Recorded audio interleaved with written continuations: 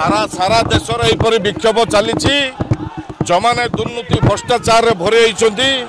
से ईडीर जेरा नहीं जो मैंने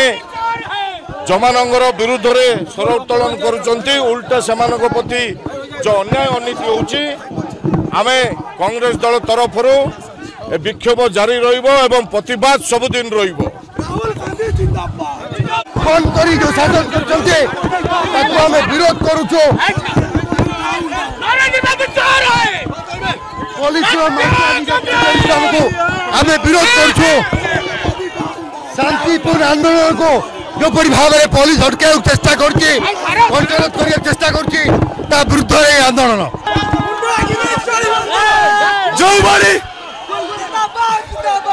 जो बड़ी गणतंत्र हत्या होउछि लोकतंत्र हत्या होउछि ए लड़ाई खाली राहुल गांधी आ कांग्रेस पार्टी लड़ाई नुहे ए लड़ाई सब देशवासी सब लोक में लड़ाई आकु इडी गत 8 वर्ष रे